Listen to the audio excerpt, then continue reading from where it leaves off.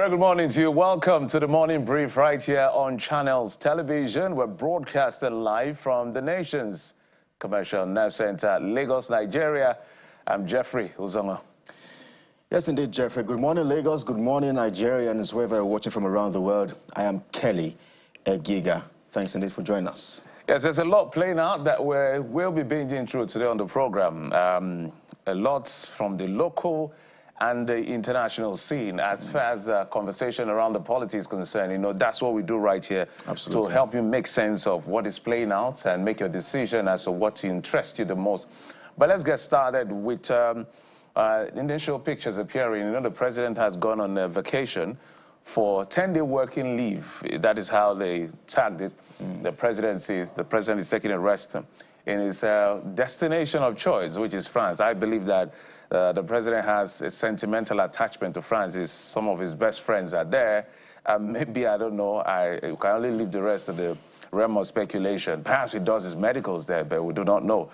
But whenever the president wants to take a break, destination is always France. It used to be London for former President Muhammadu Buhari, God rest his soul, who had passed on not too long ago. But for President Bola Tinubu, it's about France and France and France. I think we may take a toll on the number of times he's visited France since he became president. So, Kelly, we saw the pictures of him at the Elysee Palace, where the presidency had released a statement, or pictures, not statement, rather. Yeah. I think what I saw was pictures. I'm sure the producer may be able to show some of those pictures where the president had a meeting with the President Emmanuel Macron, who, I don't know, maybe they are buddies. I wouldn't know. So, Jeff, I mean... Just a moment. So the president had that conversation with him. We don't know what was behind closed doors, but the president seemed to be enjoying himself during his holidays. I know Nigerians don't like to see those pictures, because some Nigerians, let me not say all Nigerians, because he has supporters, because they feel that there's a lot is going on back home that should warrant make the president to come. Okay, you can see him all smiling and excited.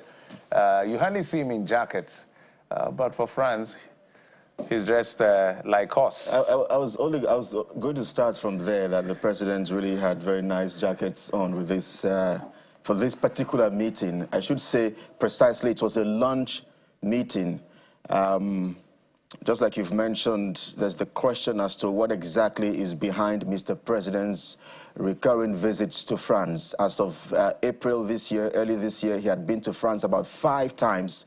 So I imagine that between April and now, those numbers perhaps would have gone up, you know. So one wonders exactly what is behind these recurring visits to France. Some people have even said, how come our leaders always get to go to these countries for vacation? What is wrong with our tourist centers here? Why can't you rest here? And you know what? I'm asking myself, how many times do you see Donald Trump come to Nigeria to have vacation? How many times do you see President Vladimir Putin, you know, presidents around the world going to other nations, you know, for vacation? Most times they have their vacation right there in their country. So to say the least, I am really very angry and disappointed. I belong to some of those Nigerians who will be feeling that way, because this is one too many. I want to believe so. I must also add that, you know, perhaps I'm also disappointed with the president's handlers, media handlers and advisors. It was a lunch meeting, and I'm just wondering, is the president aware that there are Nigerians who have not had lunch for months and years now, who don't know what lunch is? Do you have to rub it on our faces that you're going to have a lunch meeting? Let me also shock you. I checked the president's Twitter or X page, and of course he posted these images there on his official X handle. Guess what?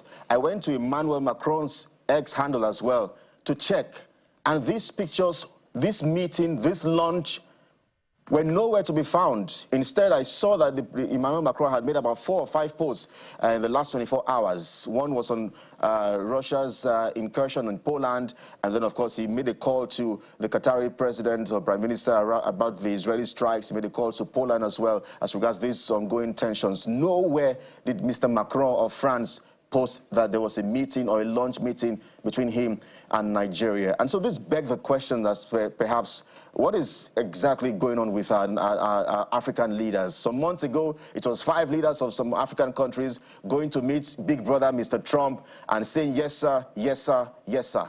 Really, to say that I'm happy this morning, I am not. And that's because, Jeff, my last visit to Maiduguri, which our documentary aired yesterday, I have never seen the images I saw when I visited Maiduguri 2 weeks ago. I have never seen the level of hardship, the level of poverty. As a matter of fact, the numbers, they say that 100 million plus are experiencing multi-dimensional poverty, some living in abject penury. I mean, when was the last time some of these people had lunch, Jeff?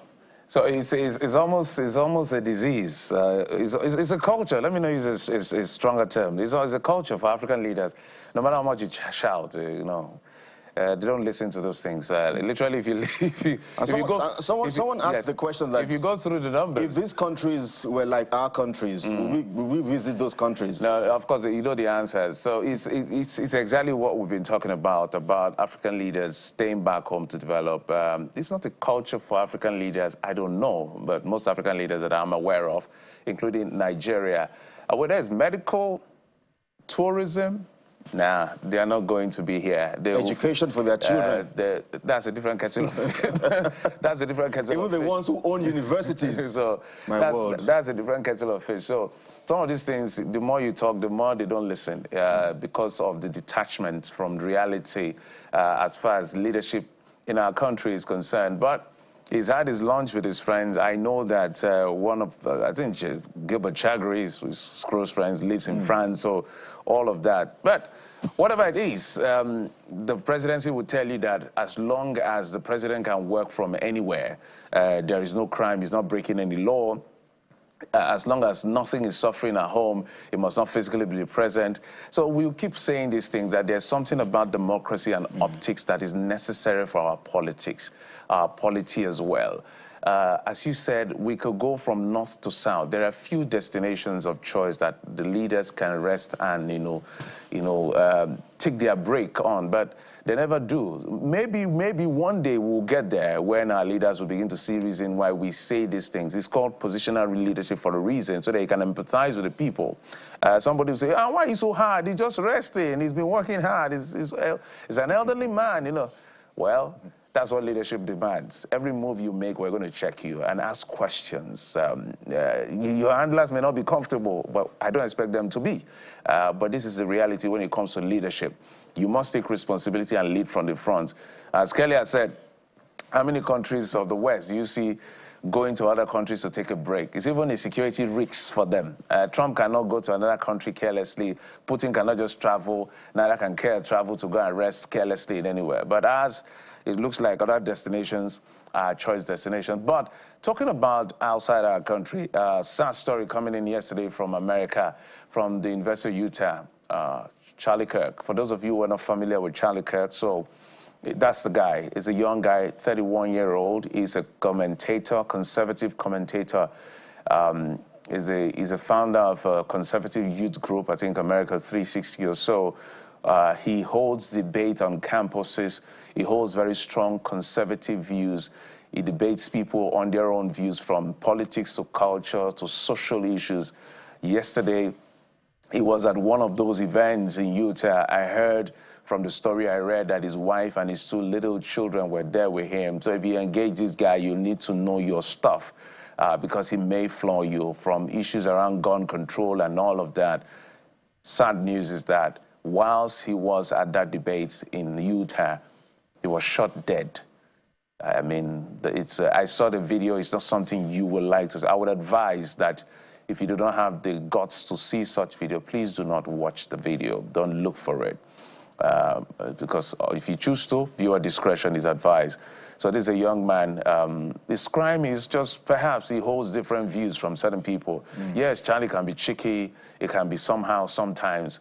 But it's just talk. It's just a disagreement about issues. And this is why the issue of, unfortunately, he is a Republican who defends the rights to bear arms as enshrined in the Second Amendment, and now he's been a casualty of what the Democrats have been saying. There has to be some background checks to who bear arms, and now Kirk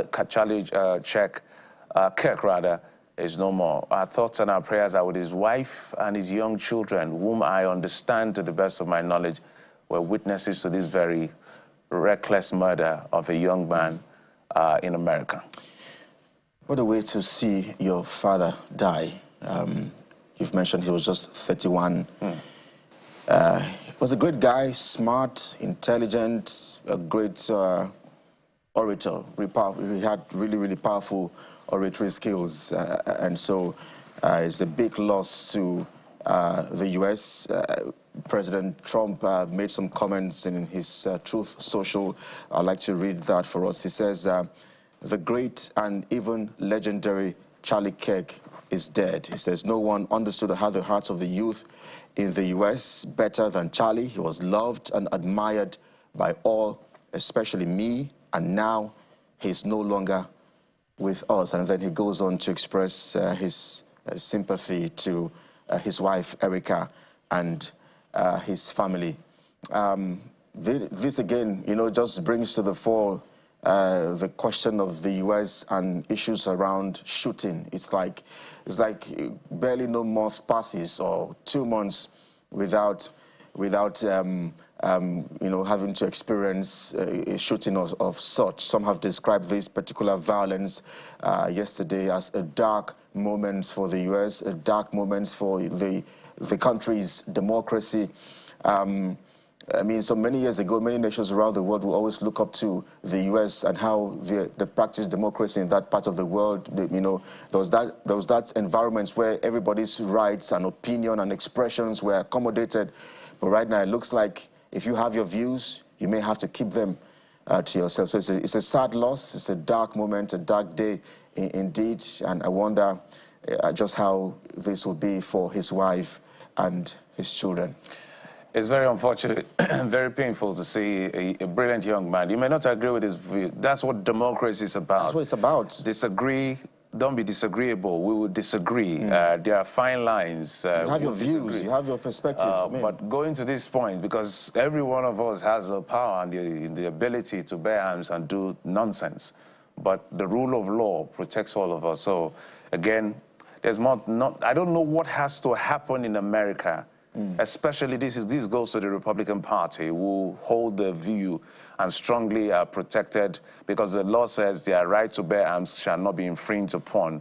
According to the Second Amendment, it shall not be infringed. So, but at least some background check. It's easier to buy a gun in certain places than to buy medication for your health. It shouldn't be, because it's just it's 50-50.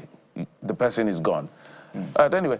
I trust her with the family. I was going to add that, so for those of us in this part of the world who are beginning to clamor for Nigerians to bear arms, I hope we are ready for some of the consequences and implications, because these are some of the things that you would see. Someone can wake up, does not like your face, does not like the sound of your voice, and one day it just brings a gun. You know, there are two parts. This happened in a university environment. Yeah, there are two parts to it. There is the Republican who believe you should bear arms. There is the Democrats who say, as much as you want to bear arms, let us at least do a background check on you to know that you are of a sane and sound mind, so that we don't give guns and allow people to just buy guns, anybody to just pick up a gun.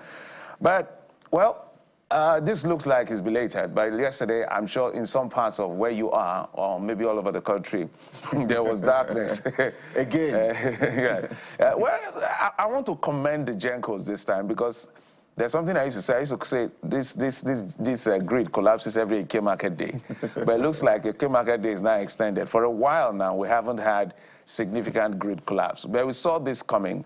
Because if you read the Guardian newspaper some days ago, they talked about maybe this collapse order coming in. So we anticipated some of these things. The grid will collapse again. It's not a prophecy. It is because the things that are supposed to be done have not been done. And it takes a lot of huge investment. Now that investment is even threatened by what they call legacy liabilities from government, payment of subsidy. And then the bigger one, another big one, is to the effect that premium customers who pay big monies like the Band A and the rest, and some manufacturing organization have now resorted to alternative power, going off the grid, I think about 13% or so. So yesterday the grid collapsed, but the grid is back up, and I must commend the national grid handlers in their Twitter. If you go to their Twitter handle, they are always, it's X now, they are always updating you on what is going on, almost on an hourly basis. So to that extent, there's no, attacking anyone, but let's know and let's be aware that this grid will collapse again, not because anything. You just know the state of your infrastructure, and know you just keep managing until all of these things have resolved. I think it collapsed for just about an hour, according to reports from 11 a.m. to... No, it collapsed for, well, I don't know how, for me, I didn't have light for a long time. If I had to turn on the generator till way into the night. The official reports was that it collapsed from, I think, from 11 to about 12. You've mentioned the fact that this happens and happens over and over again. And it will happen again. And it will happen again. So don't kid yourself. Yes, we commend the operators for informing Nigerians by themselves. First of all, when it happened, I saw that post on X.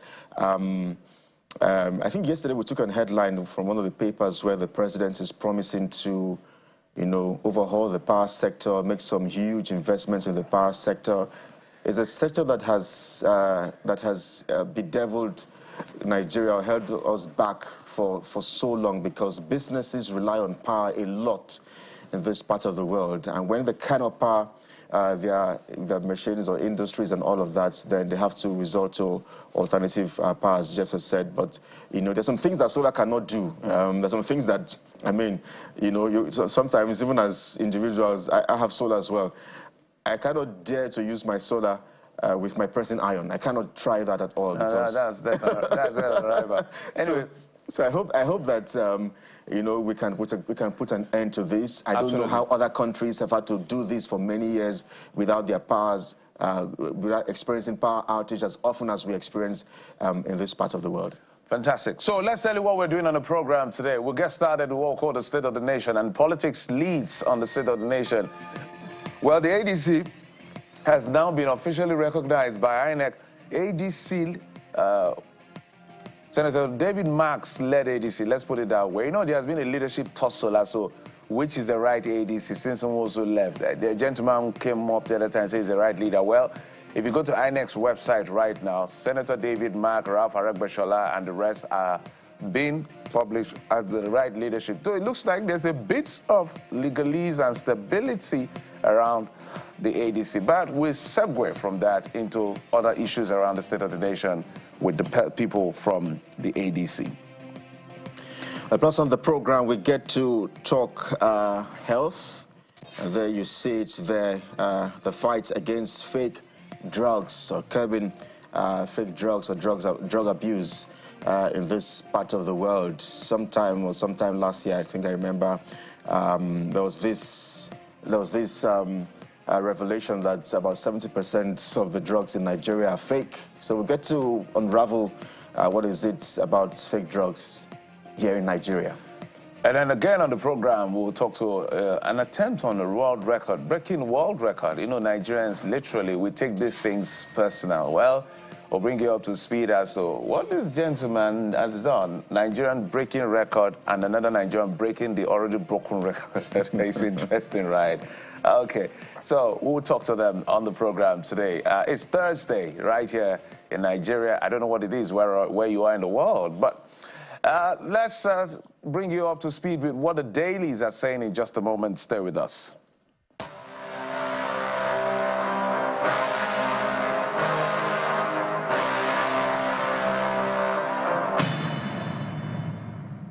Nigerian News Direct is the very first paper we'll be looking at, and it leads with what has been the conversation perhaps in the last 3 to 4 days, and we had the blessing and of also being leading in that conversation, setting the agenda when we had Taiwo Yedele right here on the program to explain to Nigerians what exactly is going on with the tax laws. Well, it's been gazetted. You could go to the website of the Reform People and get a copy of it if you're interested in reading voluminous document. But what the papers are leading with, Nigerian News Direct, is that Nigerians stand to gain more from tax laws. Nigerians stand to gain more from new tax laws. So I know we've talked about this. So there are like 4 pieces of legislation: Nigerian tax law, Nigerian tax administration, Nigerian Revenue Service, and then the joint board and all of that. All of these are meant to provide a proper framework, because the argument was to the effect that what we're operating as our tax laws were from the colonial masters. Some have been overtaken by time. So the gentlemen who were put together, led by Taiwo Yedele, who is the chairman of the Fiscal Reform and Tax Reform Committee, had to come together to put this together. Well, Nigerians have been reacting. The first furore came from the VAT distribution, where it became very, very political. In fact, I understand when he was saying that he had to, the government had to provide some level of security for him to be able to do his work, because you know how angry certain people were about VAT distribution. Well, that seemed to have gotten a political resolution, because as soon as it gets from tax laws to tax administration, it panders around socio-political issues. From there, I think the big one that has to do with the 5% fuel tax, which Nigerians don't want to see, hear, or be mentioned. It came into effect, I think, in 2007 when FEMA was established. So how should FEMA be serviced? Perhaps the framers of the law then, given the fact that subsidy was being paid by the government, said, okay, citizens should contribute to road maintenance, and added that 5% tax. Now that there's a new tax law, every tax, whatever, is harmonized into a legislation called the tax laws. So they just lifted it and brought it into the law. But Nigerians are saying enough. Now subsidy has been removed. What exactly is that 5% still doing in the law? Take it out. And I think the Nigerians have been loud on this. The chairman of the committee has made an argument to the fact that removing subsidy and the monies from subsidy is not enough to be able to cover the cost of infrastructure. So this is an extra. However, I say it's not going to take effect from January the 1st. The Minister of Finance, who is going to proclaim that, has said it's not going to take effect from January the 1st, that there will be due consultations before it will be taken. But I think the message from Nigerians is very clear, even if it's a universal practice, because it's not just Nigeria that collects a fuel tax. Nigerians don't want it. And I think if the people, Section 14 of the Constitution says sovereignty belongs to the people. If at least the majority of the people are saying we're already overburdened, your policy is killing us, where we don't know when we'll start gaining from the pain we're being put through, you said this is the best for us for now, please, right now, we don't want to hear, see, or have anything to do with any 5% tax on the field. Throw it into the trash can. And I think it's very clear. A listening government will make sure that now or tomorrow it's not implemented. But you know what government does? They put it there so that the day the day will come when they will quickly run to it and say, it's already been provided for. Nigerians don't want it provided for, because it looks like the era of tax on PMS or subsidy on PMS is gone. You have the next daily. It's interesting. There's so much pressure, I believe, would be on him. And he keeps smiling. And he keeps smiling. He keeps saying, don't worry, don't worry, it's okay, everything will be okay. It's not as bad as you think it is. It's just, you know, it's been there before now. But let's take a look at rather the Daily Independent. Well, it talks politics here. It says, no law to punish politicians over early campaigns. That's coming from INEC. Yakubu Jega seek urgent electoral reforms before 2027. They're also warning that without these reforms, the poll integrity could be compromised. INEC officially recognizes David Mark-led ADC leadership. I mean, we'll get to talk about that.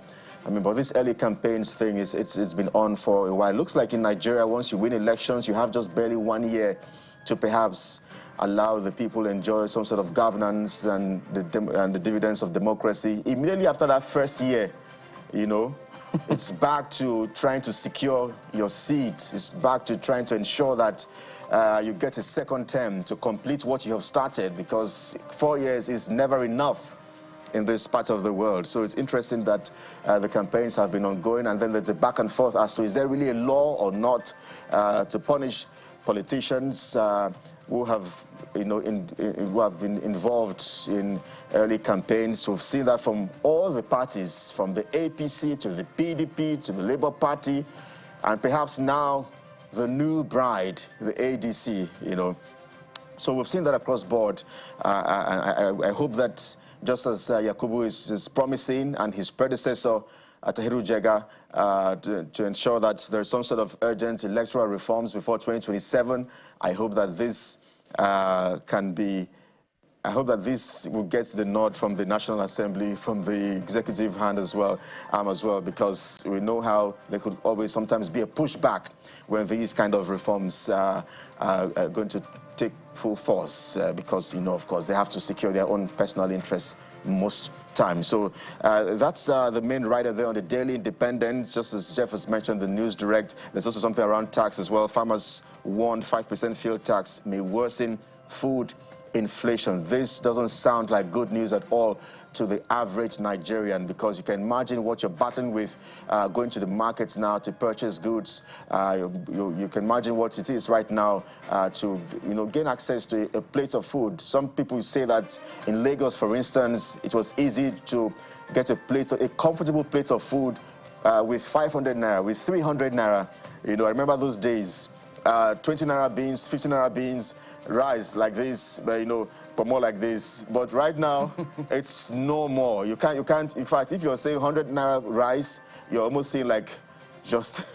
I wonder what you would get. Right. So we don't want to see this at all. We don't want to experience these numbers in double digits already. It's not good news for us at all. Well, just before we go to the next Daily Independent, clearly INEC has a lot of limitations. And one of those limitations is prosecution, and ability to follow through, and even protect the laws that establishes INEC to be able to govern the political space, because they are like regulators of electoral issues.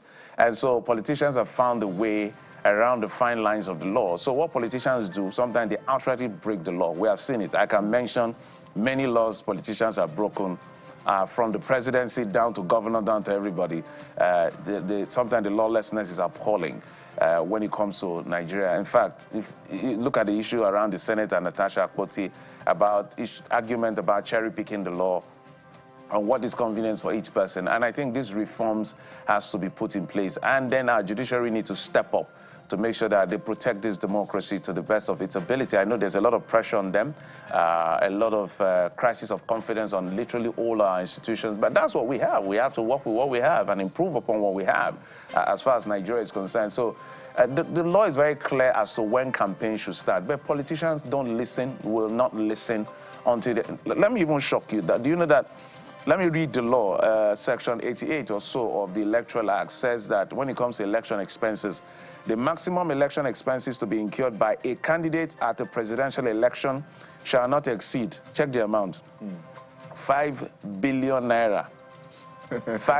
If you're a presidential candidate in Nigeria and you spend 5 billion, you will lose even governor.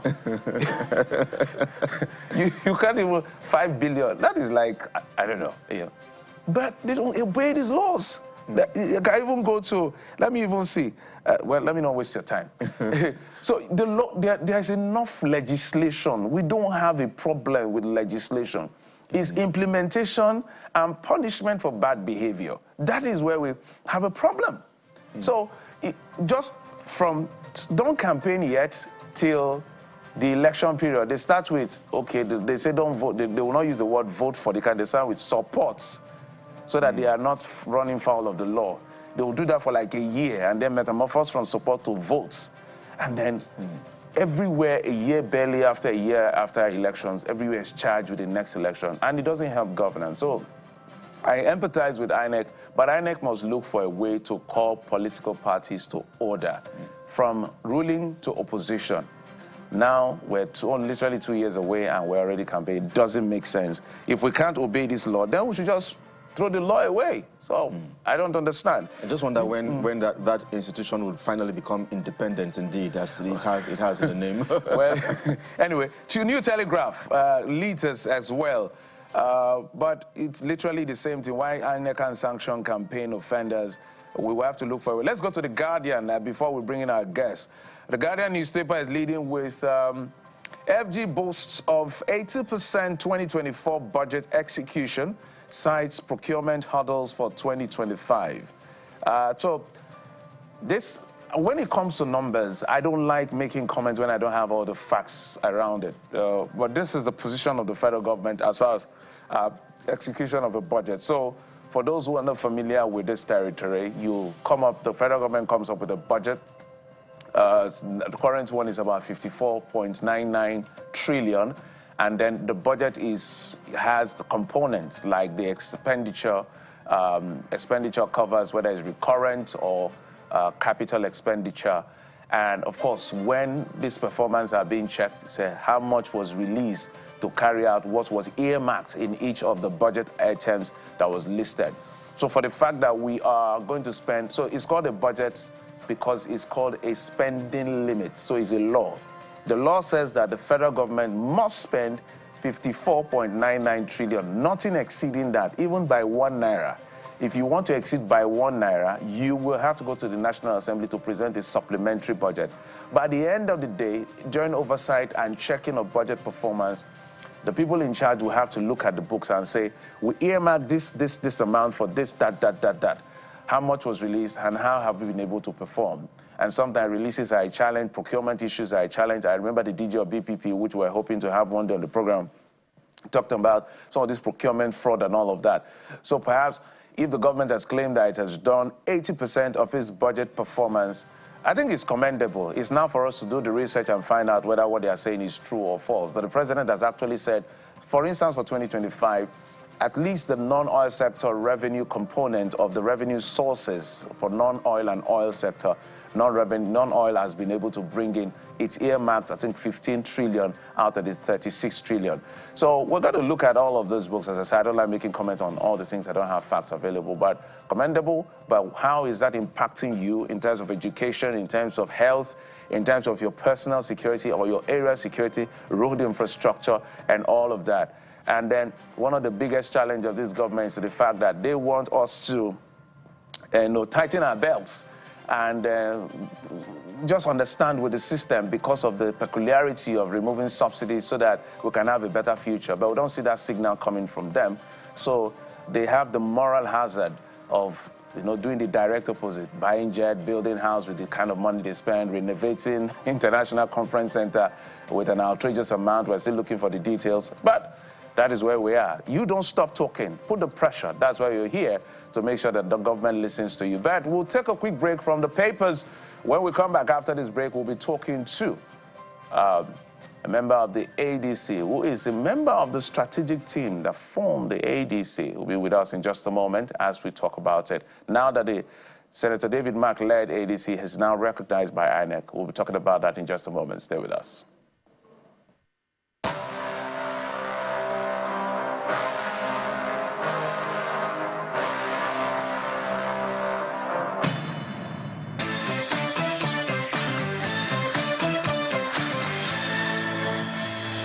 Many thanks indeed for staying with us here on the program. Let's get into our big and first conversation for the day. Of course, of our live to Abuja studios, where Mr. Chile Igbawa, member, Strategy Committee, Coalition of Opposition Political Parties, ADC, joins us live on the program. Mr. Igbawa, thank you indeed for agreeing to talk to us on the program.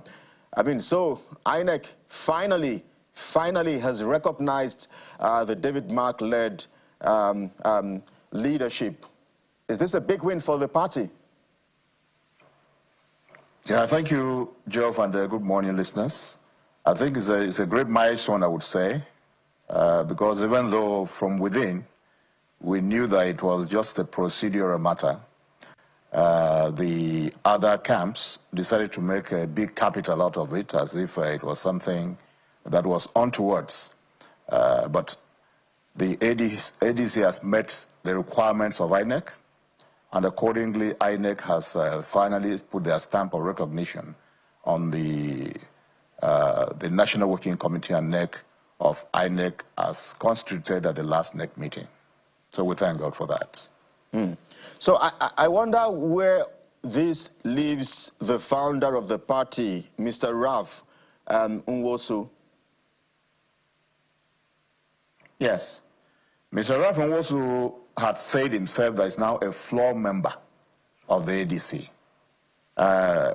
Recall that when we went into negotiations with the political parties for purpose of adopting them, ADC came out and said clearly that they were not selling their party, so there was no price on ADC. But they wanted the program that the opposition coalition had in rebranding an existing party and growing it. And they were agreed with the proposals that we put forward, and therefore they agreed to, surrender the platform to the coalition. But they are still part of this newly reconstituted ADC, NEC and NWC. Several of the officers are part of it, both at the national and, in fact, at the sub-national levels, the existing structures of ADC are still intact. So Ralph Nwosu, former chairman, had said himself that he is happy to be a floor member, but to see a party that he brought about grow by leaps and bounds. So that is where we are with him. All right. So how about other voices who are perhaps perceived as aggrieved? There's Dumebi Kachikul, for instance. We understand there are some sort of litigations as well. There are 1 or 2 cases in courts as well. Are they also on the table right now? Well, we are not aware of people who are properly aggrieved, so to say. Dumebi Kachikul came into the ADC a few weeks, was granted a waiver to contest the presidency. So he was a presidential candidate in the 2023 presidential elections, which he was unable, as we were told, to prosecute, and had challenges with the party, and the party accordingly expelled him. So whatever issues he has should be those of struggling to come back, regain membership of the ADC and nothing more, because it doesn't have an office. Those other people who had challenges, who were officials of the party, INEC had brokered a peace deal, which all of them signed, and what was pending was to implement those aspects of the peace deal that required them to be reinstated into their offices. And I'd like to say that at the last INEC at which the new leadership was unfolded, the first motion which was passed was to reinstate all the officials who had been suspended for one issue or another. So we don't have any of their members who is aggrieved, so to say, because those grievances have been settled. And then as for Dumebi Kachikul, if he's fighting to, to be reinstated as presidential candidate for 2023, that is an invalid position. And in fact, nobody's contesting it, so he can just continue to be the presidential candidate for 2023 presidential elections. There's no contest with him. All right. There's a lot to unpack with you, so let's stay with the politics for a moment. So let me say congratulations, because some of us want all political parties to be stable, from the APC to the ADC to the Labour Party, PDP, NMPP, because in this game, the more the merrier, so that Nigerians will be able to look at, in a democracy, the ideal of a democracy is the luxury of choice. So stability of the party is the beginning of that ability for Nigerians to have a choice, not the instability we witness in the political parties. So that's why congratulations are in order. Now that it looks like there's clarity as to the leadership issues, we hope this is the end for you who are members of the ADC because of the role the opposition has to play in stability in a democracy. The APC, I think since 1999 till date, I stand to be corrected, I don't think anybody did a more fantastic job than the APC did when they were in opposition. And eventually they kicked out the People's Democratic Party that held sway for 16 years. That's what democracy is about. Alternative voices, alternative policies. So given that now, let me paint a picture, a little picture. 2027 is way ahead of us. Next year is going to be 2026, 2027, we're all running for elections and all of that. You are in the strategy committee. One of the things that the opposition or the ruling party is using as a flag against you is that if you are as formidable as you think you are, besides the names like Atiku Abubakar, Peter Obi, Rufai, and the rest of them, David Mark, Ralph Aregbesola, the list is long of all the people that have come into the party. If you are as formidable as you claim you are, by now we should be seeing members of the National Assembly, State Assembly, and even governors moving in your direction who are not comfortable with other parties. Why are we not seeing that happening yet? Well, I think the APC as a party and government are just trying to test how far and how successfully they have been able to proceed with the idea to establish a one-party state. We have been in this game for many years, and we know that when people deny that they're not being cajoled into a political party, we know better what is happening at the backyard. We know that the intention of the APC and the Tinubu-led federal government is to have a one-party state.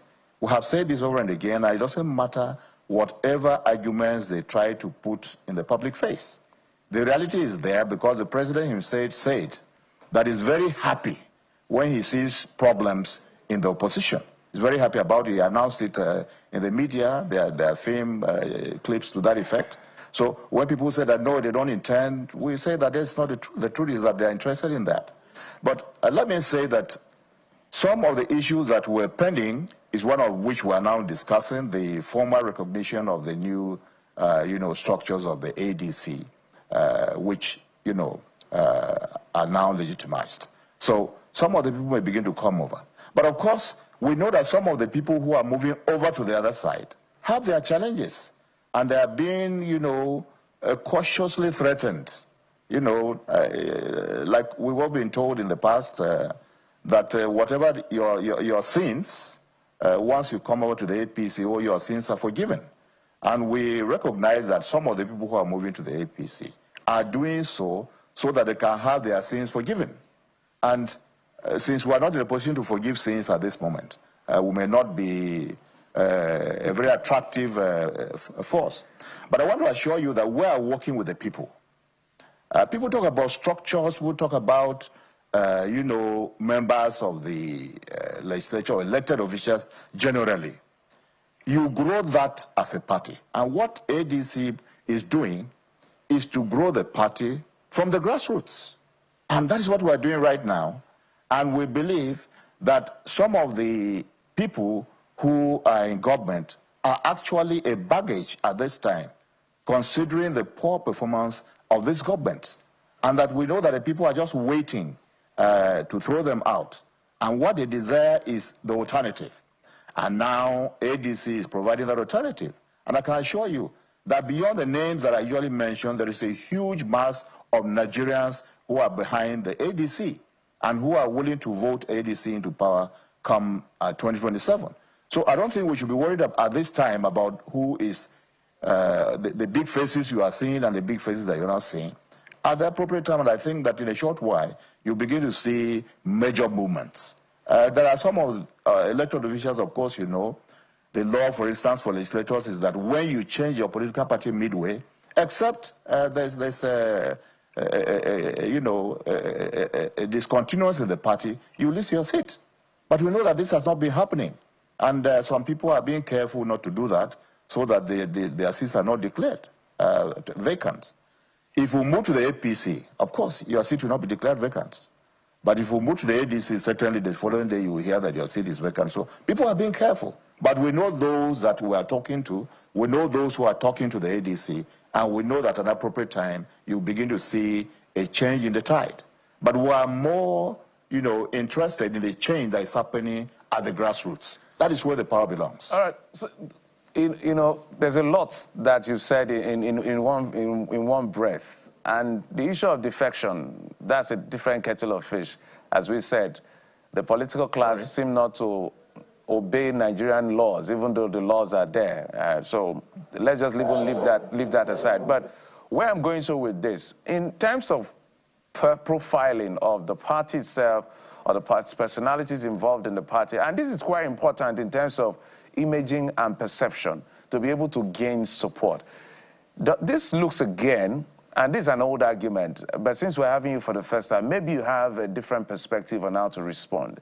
It looks like an aggregation of old enemies who have now found a common enemy and have now aggregated as new friends. Isn't that what this is about? Not at all. I think it has been overhyped, the idea of removing Tinubu from office. That is not the principal objective of the opposition coalition. The opposition coalition is worried about the manner in which this country is being run and is bringing up strategies that can take us out of the quagmire in which we have found ourselves. Now, when you just talk about the faces that you are seeing, there are those faces that you have not seen. The main grouse of those who are in the opposition coalition is that our country is being grossly mismanaged. That's just the fact, and we know this. Is it security? You don't see what is happening. They call sums. We're listening to programs on the channels this morning, and they're talking about budget performance. Now you tell us that you have a budget of 50 trillion, and you have spent 40 trillion, so that is a success. What has happened to those 40 trillions? Spending money, I've always said, is the easiest thing. Even an insane person can spend money even more rapidly. So telling people how much you have spent is not accountability on budget performance. Telling us what projects have been executed successfully and the benefits that are being delivered to the citizens is what amounts to proper accountability on budget performances. So ADC will begin to profile its people for purpose of the public. But more importantly, by the time we begin to unveil our strategies and programs for Nigerians, that is what is more important.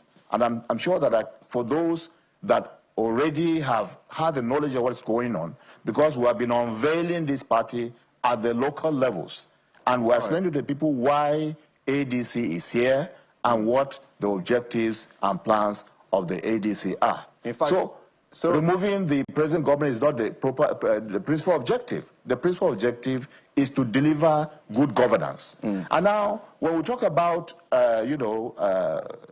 political interests, like it's always said, there's always a permanent interest, no permanent friends. This core of leaders have had a go at governance. They have all seen where there have been failures, where there have been minor successes here and there, and they know that what the trajectory that was being pursued at that time is far better than what we're seeing now. And the idea is to retool this trajectory so that we get back to where we were going. Otherwise, like somebody noted on social media elsewhere, we are in reverse gear at the present. We're not moving forward. So once we begin to, to expound our ideas and programs to Nigerians, they will know that it's not a matter of the faces you are seeing. This party, for instance, believes that Nigerians are not looking at the real people. We have a population where the youths outnumber those who are 60 years and above. We have a female population that is greater than the males, and then they are not being involved in policy making, neither are they being involved in governance. This party intends to involve the youths, so by the time we are done, you will see that more youths are coming on board. They may not be as popular as the names you're already calling, but if you look at even the reconstituted, National Working Committee of the ADC, you will see that it has a heavy youth content as well as a heavy female content. That is the trajectory that the ADC is Mr. Igbabwo. So it's like a transition. Yes. So that we can get in more questions for you before we look at the state of the nation. So I mean, because I was going to ask you what perhaps is the ideology of your party, but it looks like you're having to ask Nigerians to, you know, exercise some patience. Your party is going to reveal, perhaps at the right time, what your ideology is as a party, because that's something that we do not see in this part of the world in terms of our politics. But let me also ask you this question, because I wonder, with this news of your party perhaps being recognized now by INEC or recognized now by the David Mark-led leadership, I wonder if you think this is a vindication for INEC, as well as President Bola Tinubu, whom you and your party have accused of fueling a one-party state. It is a vindication for the law. It's a vindication for the rule of law. Of course, INEC has done what the law requires them to do. I'm not sure that President Tinubu will be the happiest person as at yesterday when this announcement was made, because he has said, so what I said in the beginning, that he has come on television to say that he is very happy when he hears about the rumbles in the opposition. So now that we're having a stabilizing opposition, I do not expect him to be the happiest person. So our accusation on Tinubu still remains. But our confidence is in the law, and we're happy that INEC has chosen the path of legality rather than the path of impunity in this matter. So heading into 2027, are you very confident about the performance, the integrity, the fairness of the electoral umpire? You see, from hindsight, like, the outcry is there that you need some reforms. And these reforms have to come about. At least the low-hanging fruits must be plucked. There are some that may not be able to materialize before 2027. But those issues that need to be put in place before 2027, we need to do them so that INEC can be strengthened to be able to perform better. We know in some aspects, INEC is somehow overburdened. So when we want to complain against them, we still are conscious that in the present structure and the manner of operation that they have, they may not give us the best. But they have not also given us the best in areas that they have clear legal structures and strength and powers that they should do. I'm sure that we're all in Nigeria, and we saw what transpired in the 2023 elections. And I can tell you that, like you already know, that a majority of Nigerians were not happy with what transpired. But we're looking forward. Sometimes somebody makes a mistake, and then out of that mistake, he learns a lesson. We believe that INEC has learned his lesson, and that come 2027, they will make adjustment in the areas that need to be adjusted. Certainly, we need more transparency in the elections coming up in 2027. So that we're going to talk about policy alternatives, but let's stay with elections and politics for a moment. What position do you think? I know that the ADC is still putting its house and its acts together, but you are in the strategy team. What's your position as far as electoral reform is concerned? So for the generality of Nigerians, one of the two highlights for them is, first and foremost, that the law recognizes and insists that results should be transmitted electronically. Because as by the pronouncement of the Supreme Court in the last election, it clearly shows that it was just a viewing portal. That is not what Nigerians expect, that the viewing portal should have the same effect and force just like the Form EC8A. That's one. The second part is the appointment process of the chairman or the commissioners, national commissioners of INEC. So for ADC, what is this reform? Yeah, regarding the issue of transmission of election results, the law has been very clear. And during, in the months preceding the 2023 election, INEC Director of Communications or Commissioner in charge of education, voter education, was on radio and television every day assuring us that there will be electronic transmission of results. But that was not the case. When the transmission started, we were all happy that at least it had started. But midway, they simply just said there were glitches, and then they went into voicemail. And by the time they came out, we saw something totally different. I was one of the directors of the presidential campaign for the PDP, so I know that we had our own, situation room in which we were watching and were designed to receive our results directly and not through INEC. But we're frustrated. So we believe that that should be the case, that mandatorily. And I believe that maybe we need to put up stronger arguments since some of the tribunals appear to be saying that it was not a mandatory provision. I believe it is a mandatory provision. And if the mandatoriness is not fully entrenched or couched in the right language in the law, then that should be done, because in this age we cannot continue to do what we did in 2023. So as for electronic transmission, that is where we stand. Now, the issue of appointment of the electoral body. Independence starts from the manner in which you come about. So if the electoral body, the chairman, not just the chairman, he is there with commissioners, and they ought to really enjoy that toga of independence. And I believe that, as is done in some climes, allowing the president to nominate a chairman merely declared by the National Assembly is not sufficient. We need to put in some processes that require a more democratic process in which all political parties are fully involved in the process of appointing the electoral umpire. So that, and then of course, their tenure, security of tenure, should not be dependent on what the ruling party or the ruling government says it is.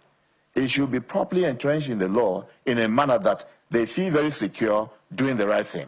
Otherwise, when somebody works with his eyes looking back at whether the Mr. President has an axe behind him, you cannot expect him to do the best. All right, so they may be trying in the circumstances in which they find themselves. Okay, but I also think that beyond what the law says, if an electoral umpire has integrity, you can say, I either do the right thing or I leave. All right, I think you don't need to be sent away. You can say, I either resign or I do the right thing. Great point you've raised, but sometimes the counter-argument is to the effect. I think maybe the argument should be, or we can escalate the argument to be, how independent is the legislature? Because when the president makes an appointment, he submits to the will of the National Assembly. We will screen these candidates to know whether they are fit for office.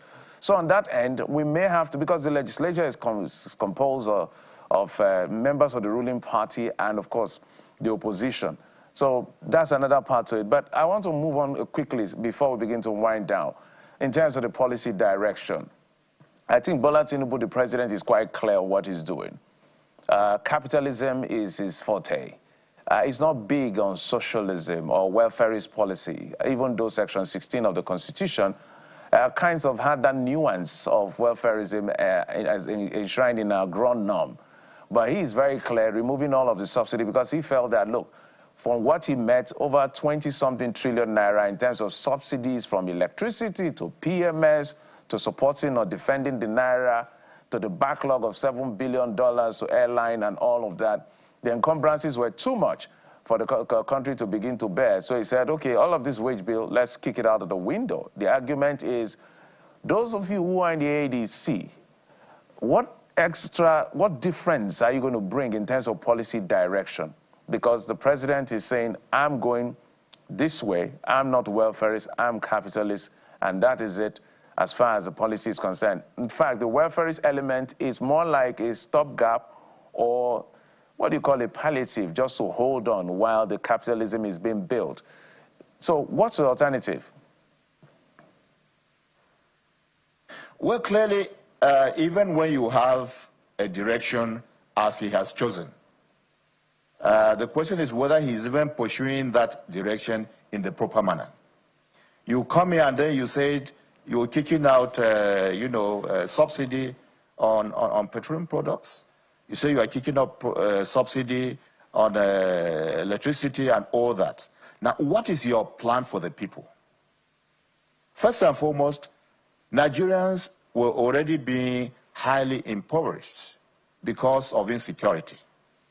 What we expected this government to do was to first take care, even as required under the provisions of the Constitution, that the fundamental objective of government is the protection of the lives and property of the people and their welfare.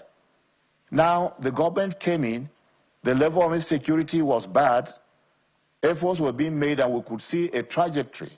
So you could say, okay, maybe by so time, there's going to be some improvement in this area. But this government has come in to take security as just one of the issues that are on the table. Now, we know that 70% of our population, we say, is involved in agriculture, and they're in the rural areas. Now, they were not asking much from government before. Just give us the security so we can do our farms, we can feed our families, we can raise some income, and eke out a living. Now, this same 70% of the population is being completely removed from their farms.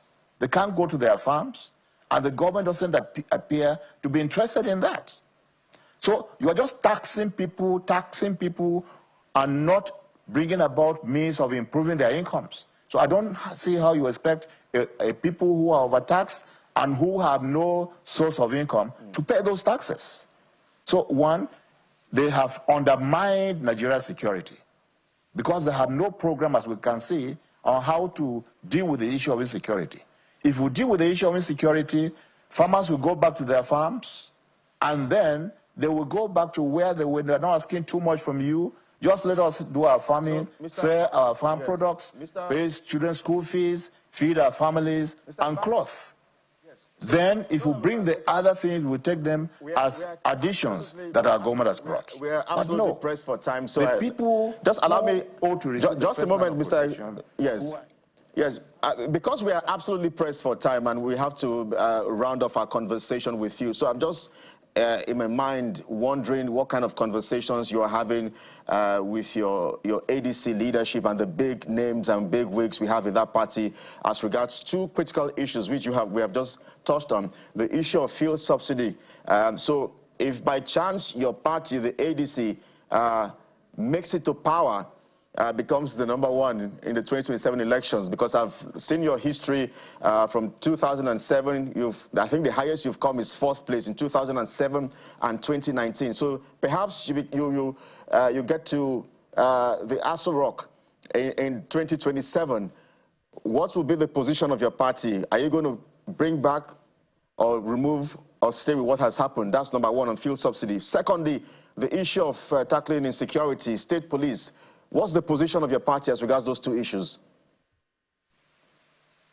Well, on fuel subsidy, we have said it has been poorly managed. You may not restore fuel subsidy in that manner, but you can improve the incomes of the people so that they're able to buy the fuel. Now, if we improve the incomes of the people, those who own vehicles can buy the fuel, those who move by public transport can pay their fares, and fares will come down. So those are the issues. There have been some efforts at CNG, and we know that if that is pursued properly, it may be a relief. It is not being done. So an ADC government, come 2027, as we believe, is going to introduce measures that will cushion the effect of the removal of the subsidy, and then to manage it in a way. Because you remove subsidy, you have money coming in, you are not telling anybody what you are doing with the money, and then you want to introduce 5,000 tax, 5% tax on fuel at the pump. Countries that are taking this pump tax are taking it because they are paying subsidies. Now, if you're not paying subsidies, why do you go back and tax again? Because you have already removed the subsidy. So what's the benefit of being a citizen in an oil-producing economy? So that's the first thing on subsidy. Now, regarding other aspects of governance, the ADC is working on these things. I do not want to preempt, because as a strategy committee, you work out these things, but you wait for agreement. Until they are fully agreed upon, it will be inappropriate for me at this time. So you're not going to tell Nigerians whether or not... I can assure you, you're not going to tell Nigerians whether or not you're going to... of Nigerians very well. I was asking you, so you're not going to tell Nigerians whether or not you're going to perhaps adopt this issue of state policing to bring an end to the incessant killings we've witnessed in many parts of the country?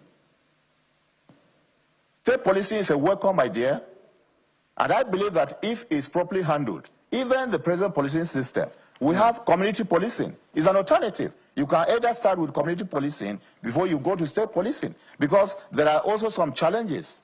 So if you want to introduce state policing here, that would be good, because you will now have policemen who are conversant with the working environment, but then you must put in place proper laws that avoid those police institutions being converted, you know, to personal thugs by political leaders. Well, it's a fine place to leave it. We must thank you indeed, and thank you most kindly for agreeing to talk to us on the program this morning. We've been speaking with Mr. Chile Igbawa, Member Strategy Committee, Coalition of Opposition Political Parties, the ADC. Thank you indeed for coming on the program. Thank you, Geoff. All right, so there's Jeff and there's Kelly.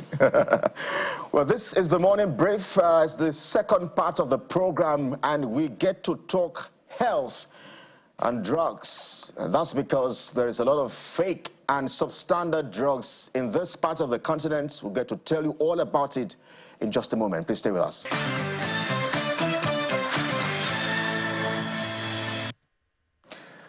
Let's talk about the proliferation of, we call it fake, adulterated, substandard, whatever word you want to use as far as medication is concerned or drugs is concerned in Nigeria. It's been some very difficult times sometimes when you hear, I think that was a while ago when NAFDAC had to swoop in because drugs were being sold when we had the NAFDAC DG here. Children's drug medication sold that were fake. For me, that's another form of terrorism. But to what scale? What's the dimension of fake drugs? Especially now that everybody complains about the state of the economy and uses it as an excuse to do one thing or the other. That's why we're having this segment and this conversation. Dr. Lulu Ojo is the Managing Director of Merit Healthcare Limited and also a medical expert. Thank you so much, sir, for coming on the program. Thank you so very much. It's good to see you. Thanks. You know, there are so many questions you have to answer, but let's begin with your overview of why this is so much of a concern to you. You are a doctor, you've seen it, you've witnessed it, and maybe seen the very dire consequence of what fake drugs can do. Maybe you walk us through maybe a scenario, a case study, or something in that nature, so that we use that as a background to understand that this is serious, not a joke. Thank you so much. You've said it. This is serious and it's not a joke. But first, I'm a pharmacist. Okay, pharmacist. Yeah, and my job is about drugs. That is what I'm trained for, and that is what I know. What do we do? Where do we start? Because we have been on it for a very long time. As a very young man, I will tell you, you mentioned case study, I will tell you a particular one that was pathetic. I was with a doctor. That time, I think that was between 1987 and 1980. It's not something that started yesterday. It's been with us for a long time.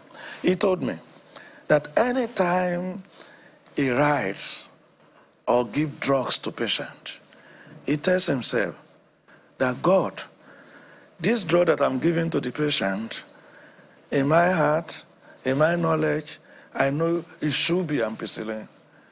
Even if it is not, please let it do the work of ampicillin to this patient. Is that bad? But thank God, things are getting better up to now. But it is still a bad case. We can nicely describe it as a silent epidemic. From the global level, WHO, that is World Health Organization, in a recently published fact sheet, I think about December 2024, said 1 out of 10 medicines in developing countries are fake or substandard, whatever it is. That is what WHO said. Now, in Africa, other studies tell us it's about 20%. That is 1 out of 5 drugs that you take or is prescribed for you, you may find yourself taking a fake product. Now, in Nigeria, particularly in Nigeria, the fact that we get from NAFDAC, from the survey conducted, is in the lower teens, That is between 12 to 15% of the circulating drugs are fake. Whatever it is, even if it is 1 out of 10, 1 out of 5, 1 out of 20, is a bad thing. Because for the person taking it, it's double jeopardy. If I buy a new phone, I can announce it, I can carry it, say, see my new phone. But do you see anybody celebrating buying his drug? The fact that you have to go and buy medicine means that something is wrong with you. And the medicine you buy is expected to do something, correct that which is wrong with you. Now, you now buy that medicine and it's fake. It doesn't help you. You have lost your money. Your health will deteriorate further. We are dealing with a big problem. We are. So let's break it down. You are a pharmacist, so you can. I'm not a pharmacist. I would not be able to distinguish, because one of the biggest part of this conversation is for you to help us, to the best of your ability, help us to identify how to know which drug is fake. I know that there was a time it was a thing. I don't know whether it's still a thing now. When you buy medication in any pharmacy, NAFDAC will say there's a code. You scratch that code and then you send a text to verify whether it's approved by NAFDAC and all of that. So I don't know whether that's still obtainable till today. So from your point of view, how can citizens, because right now citizens have to take responsibility, since they are not knowledgeable about this drug, they are sick, they will just want to get medication.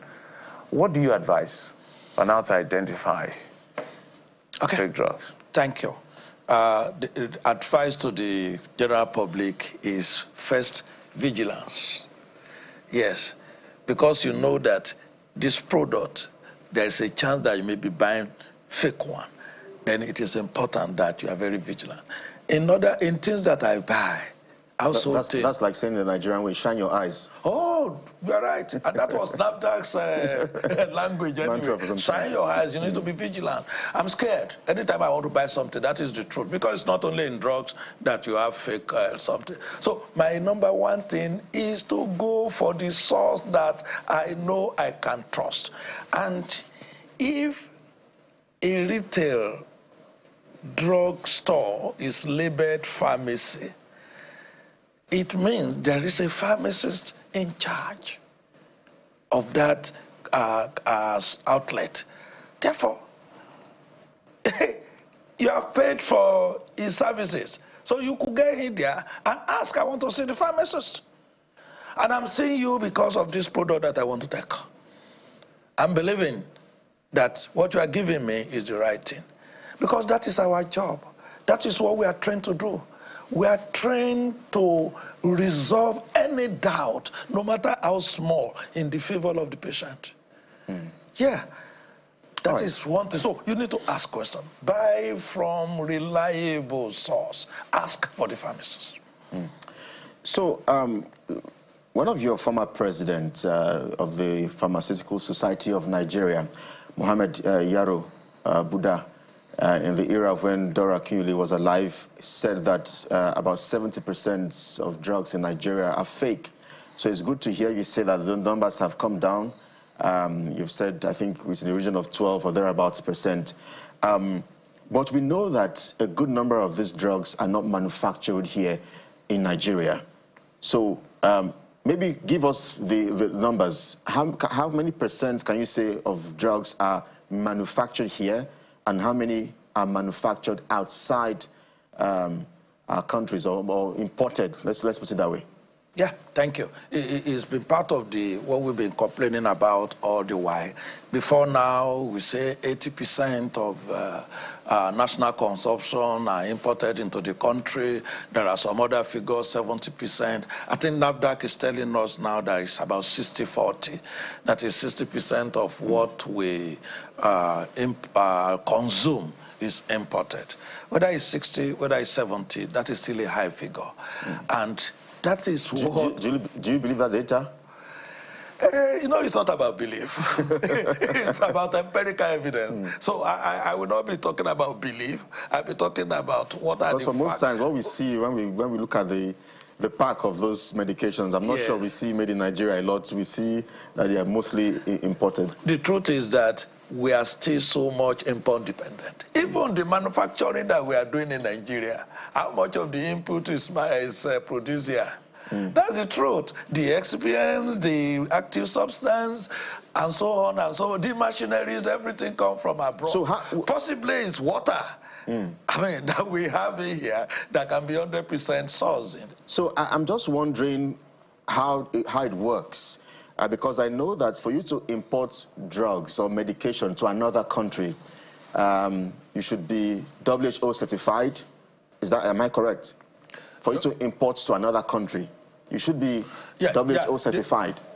Well, each nation have its own guideline. So for instance, in Nigeria, NAFDAC must certify you before you can start producing and sending to circulation for consumption.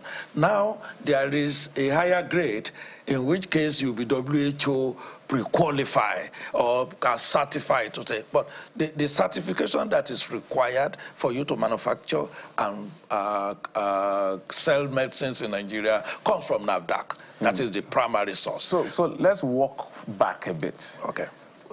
My colleague is asking about manufacturing, which is a tall order, is not an impossible one. Yes. Because on one hand, there's manufacturing here that goes on even in Ikeja, but there's what parts? I mean, allow me to use the word component, the ingredients that are used to manufacture.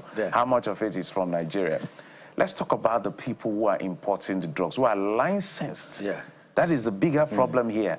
The licensed importers of medication or drugs in this case. Walk us through the process to get certification, because if we don't trace it from that end, all of this conversation is going to be academic. Beautiful. I'm an importer, so I can tell you practically what we do. Yes, so walk us through. Let's know where the problem is coming from. I pick a particular product. Let's just call it any name, an antibiotics, any name. So the very first thing I do is to apply to NAFDAC for registration of that product. And NAFDAC has this guideline. Where are you manufacturing from? Okay, I'm manufacturing from France.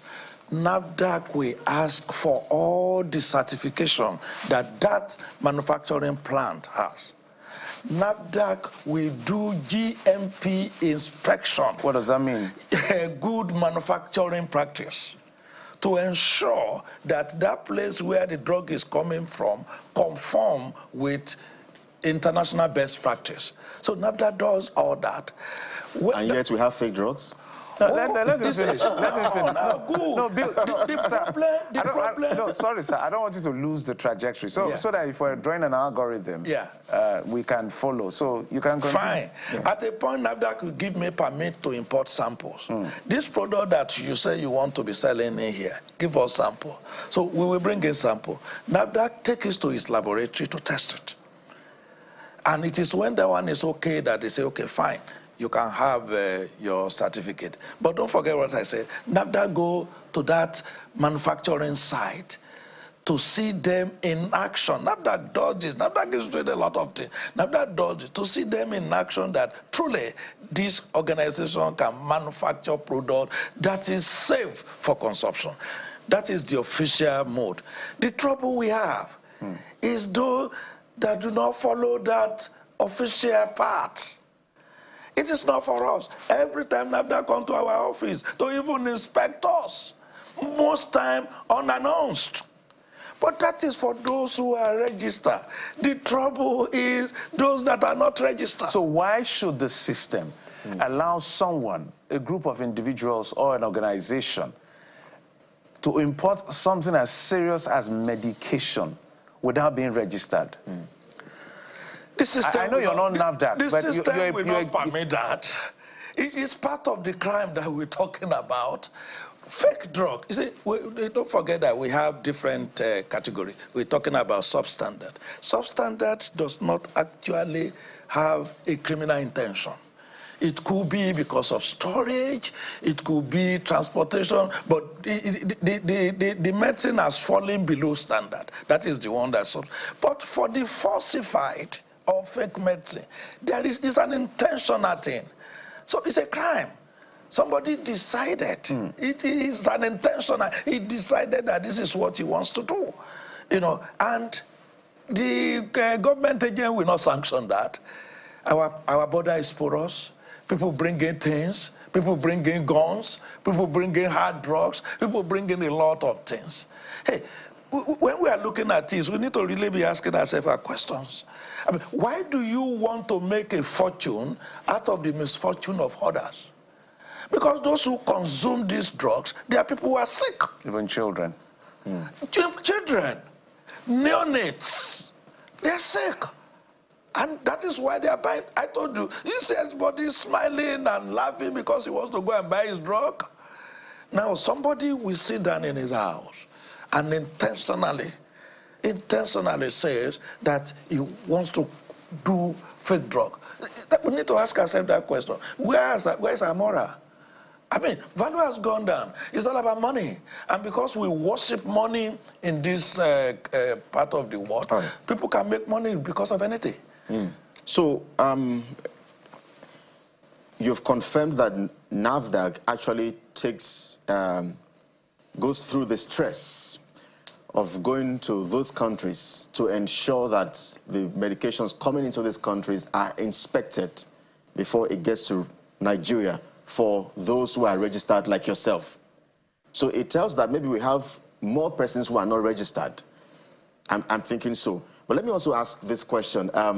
So what are the consequences of consuming such drugs? Because I'm thinking that one of them I think I've seen is the fact that you want to treat malaria, for instance, and you buy a particular medication, and then you realize that after finishing that dosage or that medication, nothing has changed. You have to go for something else. Is that one of the consequences of consuming? And then you can walk us through others. Yeah, thank you. What you mentioned about NAFDAC, let me say it here. NAFDAC is trying. It may not be enough to cover what the problem is, but the truth is somehow they are trying. Possibly resource limitation, the mere fact that we are dealing with a very big country, the mere fact that we have different points, agencies, custom is there, the port is there, and all sorts of things. That is why we are still having this trouble. Now, what are the consequences of consumption of fake medicine? Number one is treatment failure. You have mentioned it, malaria. Oh, particularly in children.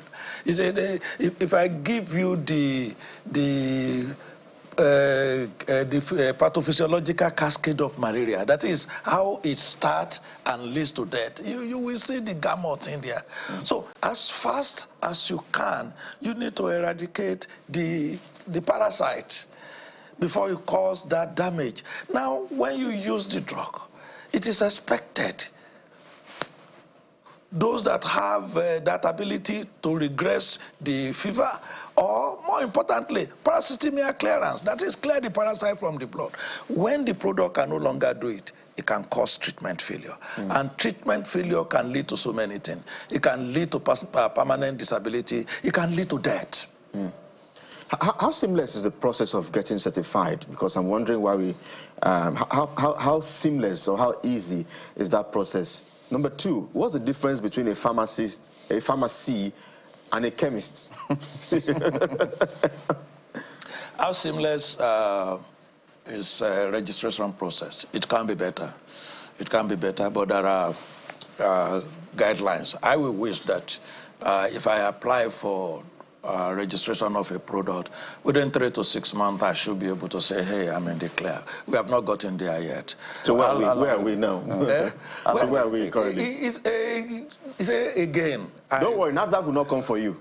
Because I see that you're trying to be a bit careful. No. I have access to the hierarchy of NAFDAC, so there is nothing that I'm scared. I guess that's why your process of registration was easier. I'm giving you the fact as it is. I didn't enjoy any privilege. I go through. For now, how long on the average does it take to get your all clear? Let's say 6 months to 1 year. Wow. Okay, 6 months. But we could have preferred to tell it to be 3 months to 6 months. And things like that. So maybe with time. Is it expensive as well? Does it require money?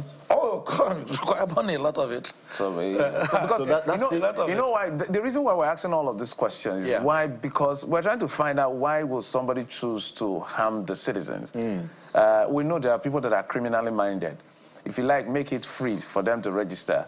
They will still look for a way to kill people. Even don't let them don't tell them not to register. They will still kill. Those ones are pharmaceutical bandits. Yeah. You know, so let's forget those ones. We're just talking about people that are just genuinely trying to do their work. But in beginning to wind down, let's talk about another part of this conversation now that we have you. The cost of medication. We've had a couple of pharmaceuticals leave the country. I think that was last year, at the beginning of the reforms of this government. A lot of companies closed shops, including pharmaceuticals, where medications I used to buy for. I think the people who were diabetic, they were here with us on one of the programs, and the gap between what they used to buy and now, I don't want to call a figure, but it's really wide. I mean, something within the range of less than 10,000, I think, to now almost 60,000 to be able to run their lives. You sell this medication, you sell these drugs. Why are medications that expensive now? Almost unreachable for a lot of people. Basic medication, even the ones that are for chronic diseases. Yeah, you're right, and it's a conversation that we've been having for some time. I've been on this in this studio to discuss the rising cost of drug. The number one factor in recent time, and when I say recent time, between 2023 and now, is the exchange rate. Don't forget we have said that most of the drugs we consume here are imported. Even the ones that are manufactured, the inputs, what they use in that manufacturing, they are imported. So for the foreign exchange rate is the main factor that affects them. Before now, 460 naira, you can get $1. Until recently, we were getting that was when naira was being subsidized. When naira was being subsidized or whatever, at least we can get it at 460 naira, 500, worst case scenario, 550 or 600. But suddenly, the thing went up as high as 1,800 before we start seeing a downward trajectory. So what you have to do is multiply that change of about 4 to 5 times, multiply it by everything that you pay. The free on board, that is what we call FOB, that is how much it even costs. I thought you were giving waivers on some of those importation because the government came out with a policy and pharmaceutical sector was part of the policy to say, to help citizens, sorry for cutting into your thoughts, to help citizens, they talked about importation of food and pharmaceutical product, even machineries, some level of a waiver in terms of, I think, I can't remember the details now, more like excise duty or significant cuts. So why didn't that affect the cost of products? I tell you straight line, we have not seen that. It wasn't implemented? We buy our, you see, I'm talking about, there are many other factors that government could say. Yeah, you mentioned exchange rates. Let us bring it down, ease of doing business, let people be able to clear easily. But the exchange rate, nothing has happened to it. So what I'm buying at let's say $1, because I buy dollar at 420. It comes into my warehouse at 420, maybe plus some other thing, clearing charges and the maximum 500 naira. It comes to my warehouse. So I put 10% on it, it becomes 550. So then I can start selling, the retailer will put his own. Now, that same product that is costing $1 will now cost me 1,600 or 2,000 to get into my warehouse. So what do I do? Okay, I can say because of this high cost, I do not go for 10% anymore. I want to go for 5%. But what will still be compared to 500 that I was selling before? So it is that exchange rate. And because most of our inputs are still imported, we will have that challenge. I'm not sure you answered my question on the difference between a pharmacy and a chemist. I want to know that. My brother did not allow me. I'm asking that because, look, the average Nigerian prefers to just go to a chemist. You know, madam, I have headache, I have this pain, mixed drugs. That is what's reachable to the people. So walk us through the difference, and then those chemists, are they ever registered? Okay, I walk you through the difference. Chemist is an old use. Pharmaceutical chemists. We have pharmaceutical chemists, things like that. In fact, the law recognized the word chemist. Oh, wow. But now, the best nomenclature is pharmacy. I like the way you just said that. Pharmacy. That's the truth. That's the truth. So don't let anybody say I'm a chemist. The place must be registered as a pharmacy. Now, the people that you are talking about, I will start to recognize some category of sellers. And they are issued what they call proprietary patent medicine license. And this proprietary patent license has its own rules. You must sell only over-the-counter products. You must sell them on their original package. It's not that you will remove them and will be selling them in retails and things like that. But hey, given who we are, given the country that we are, everything is gone bonkers. Everybody sell everything. So it's a question of everybody doing the everybody doing that. So everybody. that falls listen, on my brother, journalists want to sell drug. We're not selling drugs.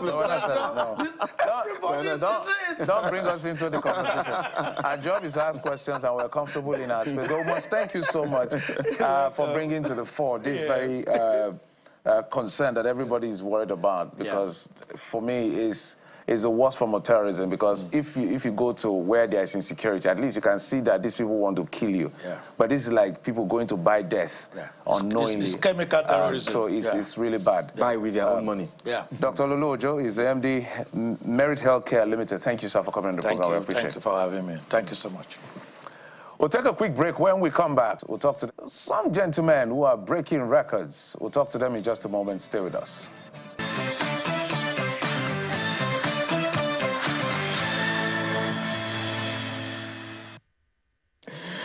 Well, many thanks indeed for staying with us as the final part of the program. And guess what? We want to talk to some exceptional Nigerians. And you know, we're always, they say Nigerians they carry last, so we're here to talk to two of them who are attempting to break some sort of record. You know how Nigerians we are. We always take these things really very personally. So who's next to break the Guinness Book of Record?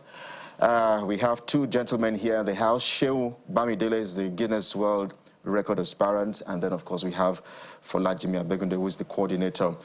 Thank you so much, gentlemen, for stopping by our studios. Perhaps I should begin with you, Shehu. You are attempting to break a record in a sport called pool. If I may clarify, okay, you know, the record has been broken. Already been broken. Okay. So between September 2nd and September 7th, this gentleman right here, this champion right here, this exceptional genius right here, this man of the highest mental strength, tenacity, for 6 straight days, 5 calendar days, he was on his feet, right? Playing against over 280 unique individuals for 120 hours. Following, you know, Guinness guidelines, limited breaks here and there, you know, boy, he stood up for 120 hours and he shattered the existing Guinness World Record in 8-ball pool as an individual. So the current record is 80 hours and 1 second. He did it for 120 hours. And he was recognized by... We're pending verification. It's pending verification for the Guinness World Record. But now it's been done? It's been done, yes, on Sunday. It's in the can. We shattered the record. I understand. We know how this things work. So it's in the can, but you've not been given the certificate yet. But we're here to celebrate the attempt in itself. That's why we're calling it an attempt. Right. So exactly. Oh, Lord. That's so 120 hours. Yes, 6 days. So let's talk to the man. Let's talk to the man himself. He seems so calm. This one looks like this one is both a manager, an organizer, and a hype man, all in one. No, it's not hype. It's a reality. No human being, since the history of mankind, we've been through different civilizations, the Greek, the Roman, the Middle Ages, the Dark Ages, you know, the Renaissance, the, you know, modern day, you know, the 20th, 21st century, Napoleonic era. No human being in recorded history has done what this guy has done. What is it done? Is it the number of hours he stood? Yes. Okay, that one, we have to verify that. But let's talk to him in just a moment. Because Guinness will also bring their record to know whether your 25 hours, 120 hours is approved or is not approved or is less, because we have, you know, Nigerians, we have a lot of record breakers. But talk to us about motivation and the choice of pool. Thank you. For those who don't know what pool is snooker. Yes. That's what we call it. This part of the world. Sports, billiards. Yes. Yes, my name is Shehu Bamidele. I play pool for over 25 years now. 25 years? Yes. Are you a professional pool player? Yes, I'm a professional pool player. I've been playing for so long. So, before now, I've been expecting these kind of big things before now. So very long time we have been expecting this, because we have a very good player like me in this country. So like someone like me, people invite me personally to come and play with them, train with them in their personal place, even in Africa, South Africa, Dubai. So I'm used to that kind of So thing. pool has made you to leave the shores of Nigeria? Yes. Why the choice of pool? I mean, it's not football. You know, Nigerians, once it's football, we are everywhere. So what is it about that sport that, you know, makes you perhaps addicted to it? Thank you. Before, it was just for fun before. But right now, I take it personal, because it takes me to the next level. So let's talk about, because I know that when people are trying to break record, there's a reason. There's a cause. So is there a cause behind this, or is just, look, I want to demonstrate my abilities as far as this game is concerned? Is there something you're advocating for, or is just about record breaking? So for us... Let him just, yes, sir. No, it's something I do. It's something I You love. Personally, I love. It's my passion. Okay. But congratulations. I don't think we said that at the beginning, so congratulations. So you wanted to say something, sir? No, what I was trying to say is sir. that, you know, as you can see, we're true patriots. We're Nigerian patriots. We believe that Nigerians are exceptional people. We believe that Nigerians are capable of great things.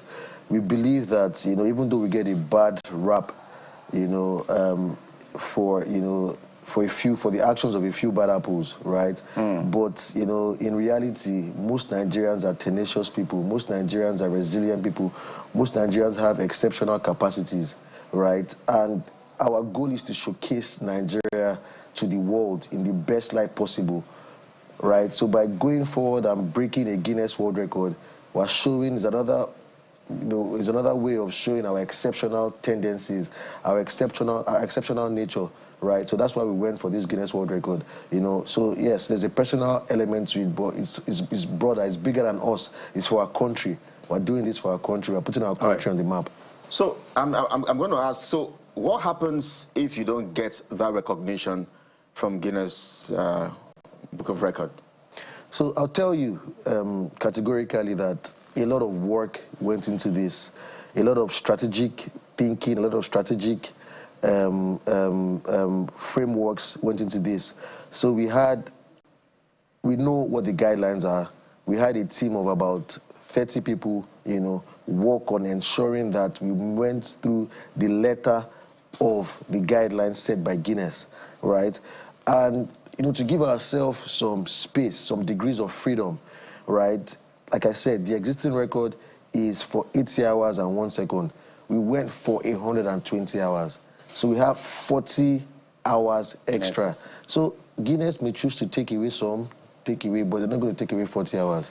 Yeah, okay. Was it live streamed? It was live streamed. It was all over the whole world, you know, had the experience. Okay, let's come to the man who talks less and shoots more. I think that's what you guys call it, to shoot, right? Yeah, he shoots pool, yes. He shoots pool, yes. I'm trying to get comfortable with the term. So let's talk about your psychological process, how you're able to navigate. I know that the last time we had such loud, you know, Hilda Bassi, I think she's also trying to break another one now. Record, that jollof something.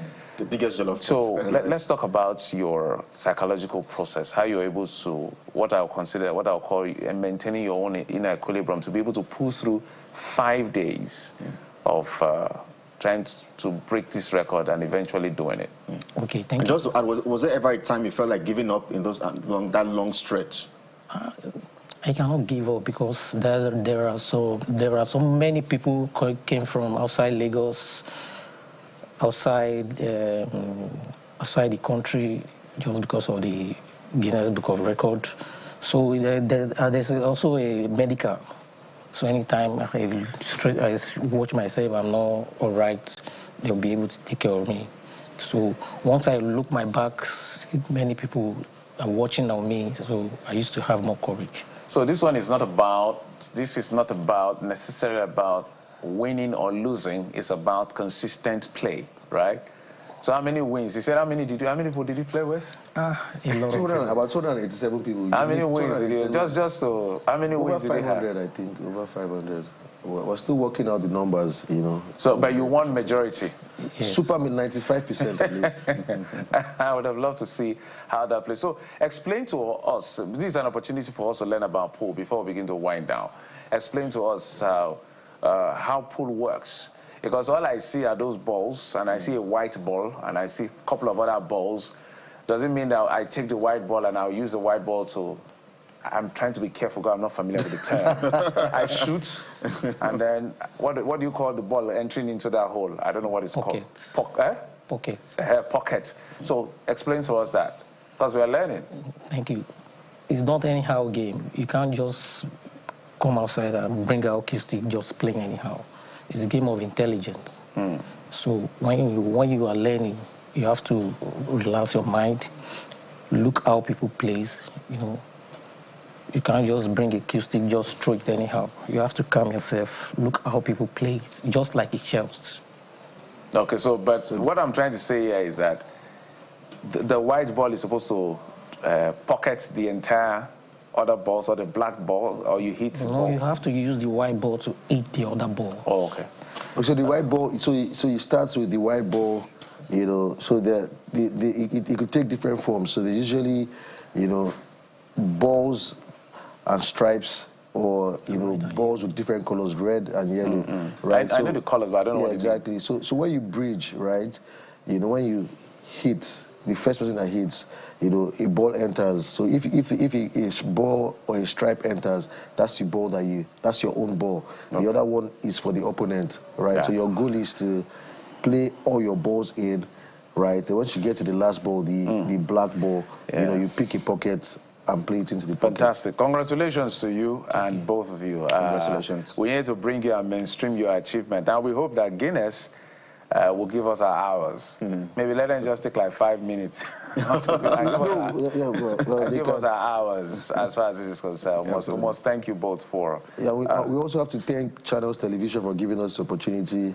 You know, a lot of unsung heroes, you know, that brought this to life. You know, our medical team with Avon, they did an amazing job in climbing feet and fantastic. All that. Yeah. Folajimi Abegunde is the project coordinator, and the man who doesn't talk too much, he shoots a lot. Shoots. Sheu Bamidele, Guinness World Record aspirant. In fact, we'll call you holder because we believe you're going to get this. Yes. Thank you so much for coming on the program. We appreciate you guys. Thank you. And that's it on the program. Thanks for your time and company. Sunrise Daily is up at the top of the hour. I'm Jeffrey Ozama. Bye-bye. I am Kelly Egiga. Have a productive day.